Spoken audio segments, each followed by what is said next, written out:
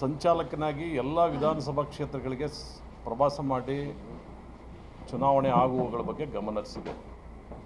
ರೇಣುಕಾಚಾರ್ಯ ನಮ್ಮ ಪ್ರಮುಖರ ಹತ್ರ ಹೇಳಿದ್ದಾರೆ, ಹೊನ್ನಾಳಿಗೆ ಸಂಚಾಲಕನ ಬರಬೇಡನ್ರಿ, ನಮ್ಮ ಕಾರ್ಯಕರ್ತರು ಗಲಾಟೆ ಮಾಡ್ತಾರೆ ಅಂತ ಹೇಳ್ಯಾರ. ಏನು ತುಘಲಕ್ ದರ್ಬಾರ? ಹೊನ್ನಾಳಿ ಏನು ನಿಮ್ಮ ಕಪಿಮುಷ್ಟಿಗೆ ಇಟ್ಕೊಂಡಿರ? ಚುನಾವಣೆ ಸಂದರ್ಭದಲ್ಲಿ ಉತ್ತರ ಕೊಟ್ಟರೆ ಗೊಂದಲ ಆಕತಿ, ನಮ್ಮ ಅಭ್ಯರ್ಥಿಗೆ ಹಿನ್ನಡೆ ಆಕತಿ ಅಂತ ಸುಧಾರಿಸ್ಕೊಂಡ್ವಿ. ಇವತ್ತು ನಿಮ್ಮ ಗುಂಡಾಗಿರಿಗೆ ನಿಮ್ಮ ದಾದಾಗಿರಿಗೆಲ್ಲ ಎದುರಲ್ಲ. ಇದನ್ನು ಮೊದಲು ಅರ್ಥ ಮಾಡ್ಕೇಳ್ರಿ. ನಿಮಗೆ ವಿರುದ್ಧ ಹಿಂದೆ ಒಂದು ಪ್ರೆಸ್ ಮೀಟ್ ಮಾಡಿದ್ದು ನಾನು.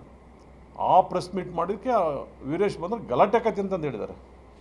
ಇದೇ ನಿಮಗೆ ಪಾರ್ಟಿ ಕಲಿಸಿರೋದು? ಇದನ್ನು ನಿಮ್ಮ ಸಿದ್ಧಾಂತ? ಭಾರತೀಯ ಜನತಾ ಪಾರ್ಟಿ ಕಾರ್ಯಕರ್ತನಾಗಿ ಇದೇನ ನಿಮ್ಮ ನಡೆ? ಎಲ್ಲೋದ್ರೂ ಭಾರಿ ನಾನು ಪ್ರಾಮಾಣಿಕ, ಭಾರಿ ನಿಷ್ಠಾವಂತ ಅಂತ ಮಾತಾಡ್ತಿರಲ್ಲ. ಯಾರು ನಿಮಗೆ ವಿರೋಧ ಮಾತಾಡ್ತಾರೆ, ಯಾರು ನಿಮ್ಮನ್ನು ಪ್ರಶ್ನೆ ಮಾಡ್ತಾರೆ, ಯಾರು ನಿಮ್ಮ ತಪ್ಪುಗಳನ್ನು, ಯಾರು ನಿಮ್ಮ ಬಂಡತನವನ್ನು ಪ್ರಶ್ನೆ ಮಾಡ್ತಾರೆ, ಅವ್ರನ್ನ ತೋಳು ಮುದ್ರಿ ಅವ್ರನ್ನ ಎದುರಿಸೋಂಥ ಪ್ರಯತ್ನ ಮಾಡ್ತಾಯಿದ್ದೀರಾ?